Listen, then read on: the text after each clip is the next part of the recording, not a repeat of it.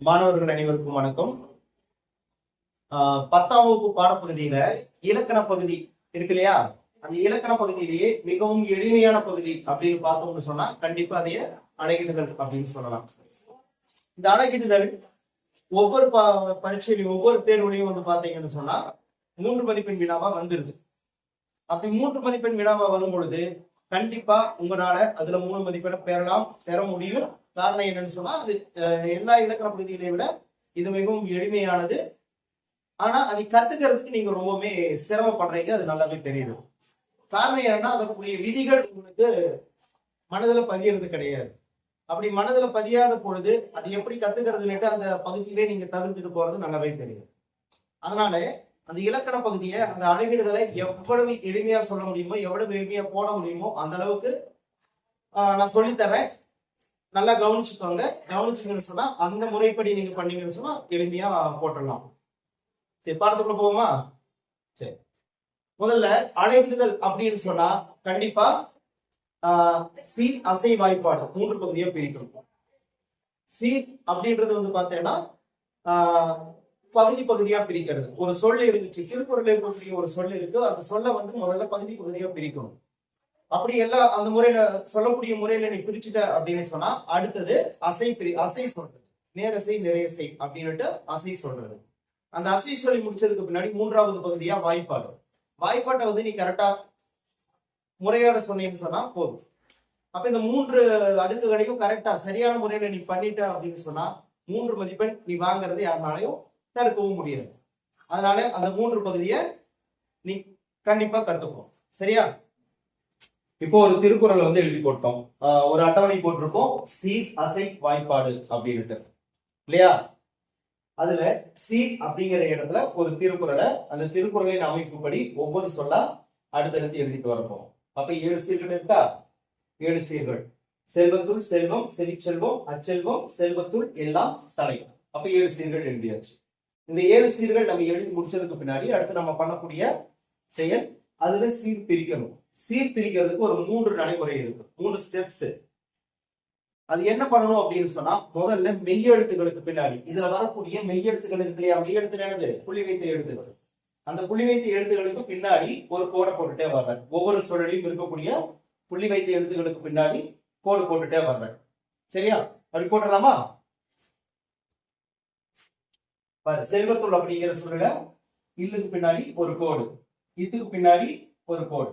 இது கடைசியில் இருக்கிறதுனால கடைசியில ஒரு மெய் எடுத்து வர்றதுனால அதுக்கு நம்ம கோடு போட வேண்டிய அவசியம் இல்லை. 2வது சொல்ல இல்லுக்கு பின்னாடி ஒரு கோடு. 3வதுல இச்சுன்ற எழுத்துக்கு பின்னாடியும் இல்லுன்ற எழுத்துக்கு பின்னாடியும் ஒரு கோடு போட்டுருவோம். அடுத்து இதுல இச்சு இல்லு, இங்க அதே மாதிரிதான் இல்லு இத்து, இங்க இல்லு. ஓகேவா? இது போட்டாச்சு. இது வந்து முதல் படி. புள்ளி வச்ச எழுத்துக்கு பின்னாடி எல்லாம் கோடு போடுறது முதல் படி. அடுத்து 2ஆம் படி என்ன அப்படின்னு பார்த்தேன்னா தனி நெடில் எழுத்து. மெய் எழுத்துக்கு முன்னாடி வராம தனியா நெடில் எழுத்து வருது இல்லையா? நெடில் தெரியும் தானே? எல்லாத்துக்கும் நெடில் தெரியும். அந்த நெடில் எழுத்து எங்கெங்க வருதோ அந்த நெடில் எழுத்துக்கு பின்னாடி கோடு போடும். சரியா? அப்ப இங்க எங்க நெடில் வருது பாரு. முதல் வார்த்தையில எங்கேயாவது நெடில் வருதா? வரல. 2வது வார்த்தையில வரல. 3வது வார்த்தையில நெடில் எழுத்து வரல. 4வது வார்த்தையில அதுலயும் வரல. 5வது வார்த்தையில அதுலயும் இல்ல. இங்க இருக்கு, லா இருக்கு. ஆனா என்ன சொன்ன முதல்ல மெய் எழுத்துக்கு முன்னாடி வரக்கூடிய நெடில் எழுத்துக்கு கோடு போடக்கூடாது. தனி நெடில் எழுத்து தனியா எங்க வருதோ அந்த நெடில் எழுத்துக்கு மட்டும்தான் பின்னாடி நம்ம ஒரு கோடு போடணும். அப்ப இங்க வரல, இங்கேயும் நெடில் எழுத்து இல்ல, இருக்கு. ஆனா முன்னாடி குறில் எழுத்து வந்ததுனால நெடில் எழுத்துக்கு பின்னாடி நம்ம போட்டோம். ஓகேவா? இது 2வது. சரியா? 2வது ஸ்டெப் இதுதான். என்னது? முதல் வந்து புள்ளி வச்ச எழுத்துக்கு பின்னாடி எல்லாம் கோடு போடுறேன். 2வது நெடில் எழுத்துக்கு பின்னாடி மட்டும் கோடு போடுறேன்.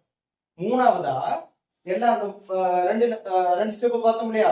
இந்த 2 ஸ்டெப்புக்கு அப்புறமா எண்ணிப்பா. அதாவது அந்த கோட்டுக்கு முன்னாடி பின்னாடி இருக்கக்கூடிய எழுத்துக்கள்ல 2 எழுத்துக்கு மேல எங்கேயாவது இருக்கா?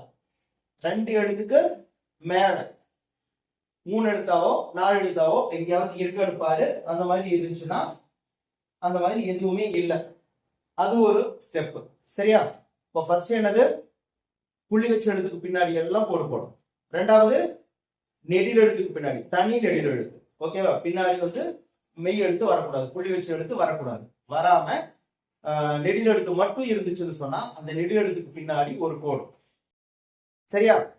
இந்த ரெண்டு ஸ்டெப்பையும் முடிச்சதுக்கு பின்னாடி மூணாவது என்ன பண்றோம், நம்ம இரண்டு எழுத்துக்கு மேல ஏதாவது எழுத்துக்கள் வருதா அப்படின்னு பாரு. அப்படி இரண்டு எழுத்துக்கு மேல வந்துச்சு அப்படின்னு சொன்னா முதல் இரண்டு எழுத்து இருக்கு இல்லையா, அந்த முதல் இரண்டு எழுத்துக்கு மட்டும் கோடு. சரியா? முதல் இரண்டு எழுத்துக்கு மட்டும் கோடு போடும். அப்படி கோடு போட்டுட்டோம் அப்படின்னு சொன்னா அவ்வளவுதான், சீர்பிரிக்கிறது முடிஞ்சு. இந்த மூன்றே மூன்று நடைமுறை மட்டும்தான், மூன்று படிகள் தான். இந்த மூன்று படிகளை சரியா செஞ்சுட்டேன்னா சீர்பிரிக்கிறது முடிஞ்சது. சீர்பிரிச்சதுக்கு பின்னாடி அடுத்து நம்ம போக போறது அசை. சரியா? அசைக்கு போறோம். அசைக்கு போகும் பொழுது முதல்ல சொல்றத கவனமா கேட்டுக்கும். என்ன கவனமா கேட்கிற அப்படின்னு பார்த்தேன்னா, இப்போ இந்த சே அப்படின்றது ஒரு எழுத்தா, ஒரு எழுத்து. சேன்றது ஒரு எழுத்து. அந்த இல் அப்படின்றது ஒரு எழுத்து தான். ஆனா அழகிடுதலை பொறுத்த வரைக்கும் அந்த புள்ளி வைத்த எழுத்துக்களுக்கு அழகு கிடையாது. புள்ளி வச்ச எழுத்த ஒரு கணக்கா நம்ம எடுத்துக்க கூடாது. இது ஒரு எழுத்து அப்படின்ட்டு கணக்குல கொண்டு வரக்கூடாது. அதனால உனக்கு சந்தேகம் வருது அப்படின்னு சொன்னா நீ என்ன பண்ணிடலாம், அந்த புள்ளி வச்ச எழுத்த அடிச்சு விட்டுறலாம். சரியா? அந்த புள்ளி வச்ச எழுத்த அடிச்சு விட்டுட்டானா இப்ப பார்க்கும்பொழுது உனக்கு எத்தனை எழுத்து இருக்கு, எத்தனை எழுத்து இருக்கீங்க, ஓர் எழுத்து. இங்க ஓர் எழுத்து. அந்த புள்ளி வச்ச எழுத்தெல்லாம் அடிச்சு விட்டுறலாம்.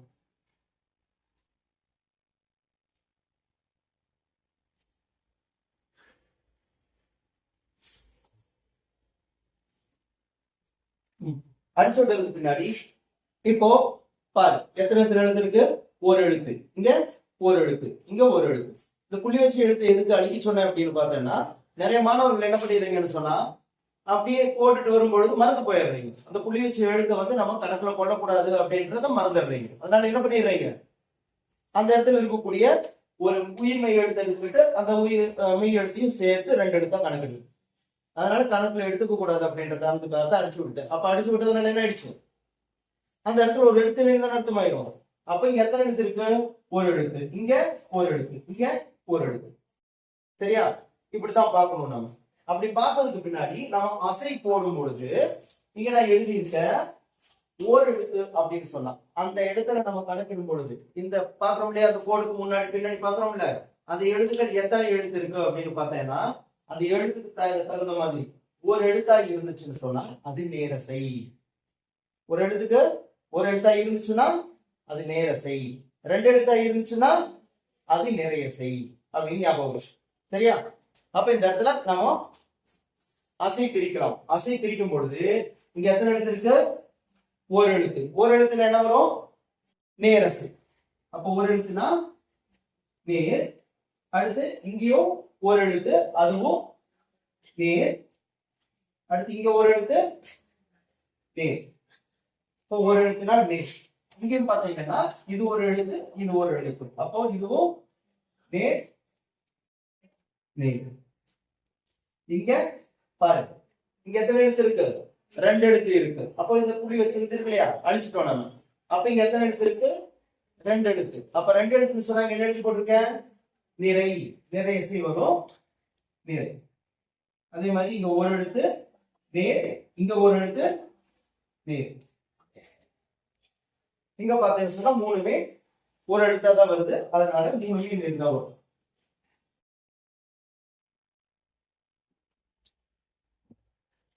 நேர். அதே மாதிரி இங்கேயும் ஒரு எழுத்து ஒரு எழுத்து ஒரு எழுத்து. இதுவும் நேர் நேர். இங்கேயும் பார்த்தீங்கன்னா ஒரு எழுத்து தான் வருது, இங்கேயும் ஒரு எழுத்து. அதனால இதுவும் நேர் நேர் தான் வரும். அதே மாதிரி இந்த கடைசி சொல் இருக்கு பாத்தியா, இந்த கடைசி சொல்லுக்கு வந்து நம்ம இந்த மாதிரி போட மாட்டோம். அதாவது நேர் நேர்கள் போட மாட்டோம், போடுவோம். ஆனா அதுக்குரிய வாய்ப்பாடு வந்து பாத்தீங்கன்னா வேற மாதிரி வரும். சரியா? அந்த வாய்ப்பாடு எப்படின்னு பாத்தீங்கன்னா அதுக்குரிய ஒரு விதியே இருக்கு. ஈற்றடியின் ஈற்றுச்சு வெண்பாவினுடைய அந்த ஈற்றடியின் ஈற்றடி இருக்கு இல்லையா, ரெண்டாவது அடி. திருக்குறள் எத்தனை அடி இருக்கு, ரெண்டு அடி இருக்கு. அப்ப ஈற்றடி இரண்டாவது அடி. இரண்டாவது அணியின் ஈழ்விச்சு கடைசி சொல் இந்த கடைசி சொல் நாள் மலர் காசு பிறப்பு. நாள் மலர் காசு பிறப்பு அப்படிங்கிற ஒரு வாய்ப்பாட்டுல முடியும் அப்படின்ட்டு விதி இருக்கு. அந்த விதிப்படி மட்டும் இதுல போடுவோம். இதுல வந்து பாத்தீங்கன்னா நம்மளுக்குரிய வாய்ப்பாடுகள் இருக்கு. அந்த வாய்ப்பாடுகள் இதுதான். நேர் தேமா, நிறைநேர் புளிமா, நிறை கருவிடும், நேர்நிறை குவிவிடும். சரியா? இந்த வாய்ப்பாடை நல்லா தெரிஞ்சு வச்சுக்கிட்டீங்கன்னு சொன்னா அணைக்கிறதுல ரொம்ப எளிமையா பண்ணிடலாம். இன்னொன்னு, இது வந்து ஈரசை சீர்கள், ஈரசை வாய்ப்பாடுகள் அப்படின்னு சொல்லுவாங்க. ஈரசை வாய்ப்பாடு தேமா, புளிமா, கருவிடும், குவிவிடும். இதே மூவசை சீர் அப்படின்னு வரும்பொழுது மூவசை பாத்தீங்கன்னா சொன்னா இந்த நேர் மூணாவது அசை வந்து நேர் அப்படின்னு வந்துச்சுன்னு சொன்னா இந்த தேமான்றது தேமாங்காய் அப்படின்னு வரும். நாலுக்குமே தேமாங்காய், புளிமாங்காய், கருவிடங்காய், பூவிளங்காய் அப்படின்னு மாறும். நேர்ல வந்துச்சுன்னா மூணாவது வருது. நேர்ல வந்துச்சுன்னு சொன்னா தேமாங்காய், புளிமாங்காய், கருவிளங்காய், பூவிளங்காய் அப்படின்ட்டு வரும். அதே மூணாவதா வரக்கூடிய அசை வந்து பாத்தீங்கன்னு சொன்னா நிறைன்னு வந்துச்சு, நிறைய வந்துச்சுன்னு சொன்னா அதுல காய் வந்துச்சு இல்லையா, தேமாங்காய் புளிமாங்காய்ன்னு சொன்னீங்க இல்லையா, அந்த தேமாங்காய் என்ன ஆயிடும், தேமாங்கனின்னு மாறும். தேமாங்கனி, புளிமாங்கனி, கருவிளங்கனி, கூவிளங்கனின்னு வரும். ஓகேவா? இதுதான் வாய்ப்பாடு. இப்போ போடலாம், எங்க வாய்ப்பாடு எடுக்கலாமா? சரி, இப்போ 3 நேர் வந்து இருக்கு. நேர் அப்படின்னு வந்து இருக்கு. அப்ப நேர் தேமா, மூணாவது நேர் வந்ததுனால தேமாங்காய். சொன்னேன் இல்லையா, நேர் தேமா, மூணாவது நேர் வந்ததுனால தேமான்றது தேமாங்காய். தேமாங்காய். அடுத்தது நேர் தேமா, நிறைநேர் புளிமா, நிறைநேர் புளிமா, மூணாவது நேர் வந்ததுனால புளிமாங்காய்.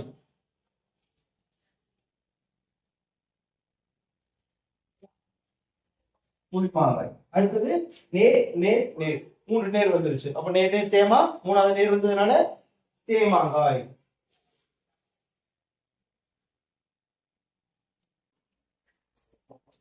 தேமாங்காய். இதுவும் அதேதான், 3 நேர் வந்திருக்கு, அதனால தேமாங்காய். தேமாங்காய். இப்போ இது வந்து நேர் 2 வந்திருக்கு, அதனால தேமாங்காய். சரி சரி, வாய்ப்பாடு சொல்லும் பொழுது அந்த இறுதிச்சு ஈற்றடி நீட்டுச்சு நாள் மலர் காசு பிறப்பு என்னும் வாய்ப்பாடுகளும் ஒன்றை கொள்ள முடியும் அப்படின்னு சொல்லிட்டோம் இல்லையா. அது எப்படி பார்க்கணும்னு சொன்னா முதல்ல 2 வகையா பிரிச்சுக்கோ. எப்படி பிரிக்கிறேன்னு சொன்னா பிரிக்க முடியாத சொற்கள், பிரிக்கக்கூடிய சொற்கள் அப்படின்னு 2ஆ பிரிச்சிட்டேன்னா உனக்கு ஈஸியா இருக்கும். சரியா?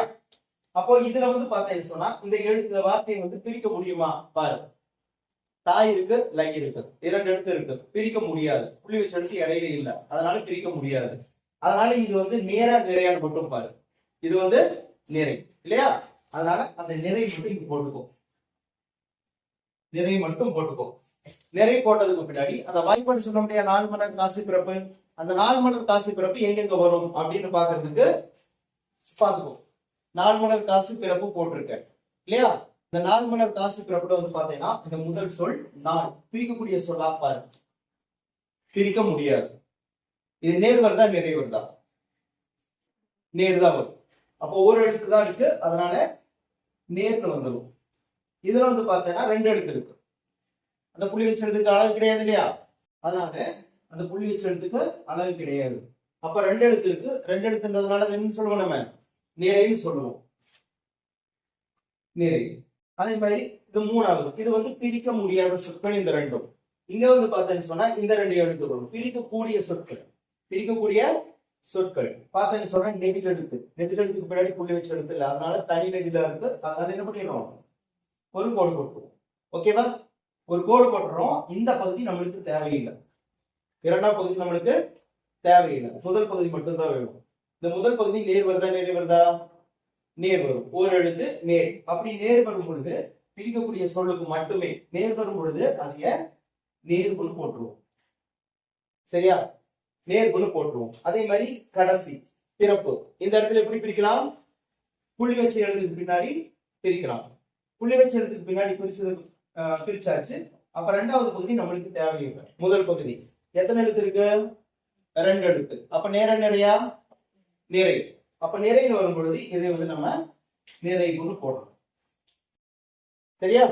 நிறைவுன்னு போடணும். பாத்துக்கோ, இது ரெண்டும் பிரிக்க முடியாத சொற்கள். ஒரு எழுத்து வந்தா நேர், ரெண்டு எழுத்து வந்தா நிறை. சரியா? அதே மாதிரி இது ரெண்டும் பிரிக்கக்கூடிய சொற்கள்.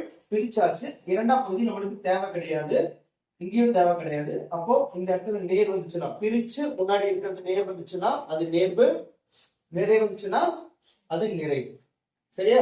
உனக்கு இதுக்கும் மேல இதுல டவுட் வந்துச்சு அப்படின்னு சொன்னா, சந்தேகம் வரும் பொழுது அந்த கடைசி சொல்ல இருக்கு இல்லையா, அந்த கடைசி சொல்ல இங்க இருக்கிற இந்த நாள், மலர், காசு, பிறப்பு நாளையும் எழுதி வச்சுட்டு இதோட அந்த வார்த்தை இதுல இருக்கக்கூடிய வார்த்தையோட எந்த வார்த்தையோட பொருந்தி வருதோ அதை நீ தாராளமா அந்த இடத்துல எழுதி போயிடலாம். சரியா? பாரு, இங்க பாருங்க, தடை அப்படின்னு இருக்கு. இது வந்து இந்த இடத்துல பொருத்தி பார்க்கலாமா? என்னது? ரெண்டு எழுத்து வருது. ரெண்டு எழுத்து வந்தா என்ன வரும் உனக்கு தெரியல. அப்ப நாள், மலர், காசு, பிறப்பு எழுதிக்கோ. எழுதிட்டு அந்த தலைங்கிற வார்த்தை இங்க இருக்கக்கூடிய இந்த நாள், மலர், காசு, பிறப்புல எதோட பொருந்தி வருதுன்னு பாருங்க. இங்க ஒரு எழுத்துதான் இருக்கு, பொருந்தாது. சரியா? இங்க பிரிச்சிருக்கோம், அங்க பிரியல. இங்கேயும் பிரிச்சிருக்கோம், அங்க பிரியல. அப்போ இங்கதான் பிரிக்காம இருக்கு. அப்போ தலை ரெண்டு எழுத்து, மா, லா இருக்கு ரெண்டு எழுத்து. அப்ப இதுதான் சேர்ந்துவோம். அப்ப என்ன ஆயிடும்? அது நிறைய வரும் அந்த இடத்துல. அப்ப அதற்குரிய வாய்ப்பாடு இதேதான், மலர். சரியா? இப்போ நாள், மலர், காசு, பிறப்பு கடைசிக்கு மட்டும்தான் வரும், இடையில போட்டக்கூடாது. அதே மாதிரி இடையில வரக்கூடிய இந்த வாய்ப்பாடு இறுதிச்சீருக்கு வராது. இறுதிச்சீர் கண்டிப்பா நாள், மலர், காசு, பிறப்பு மட்டும்தான் வரும். சரியா? அப்போ இந்த இடத்துல தலை வந்திருக்கு, ரெண்டு எழுத்துன்றதுனால நீரை.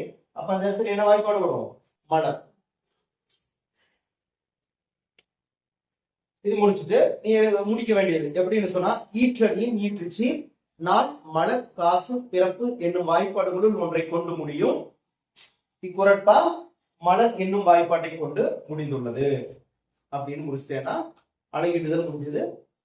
இதற்குரிய மதிப்பெண் 3 உனக்கு தாராளமாக வழங்கும். இன்று அழகிடுதல் பகுதியை ரொம்ப விரிவா பார்த்தோம். மாணவர் உங்களுக்கு எல்லாரும் புரிஞ்சிருக்கும்னு நினைக்கிறேன். நன்றி. மீண்டும் ஒரு முறை, மீண்டும் ஒரு வாய்ப்பில் இன்னொரு தலைப்பை பற்றி விரிவாக காண்போம்.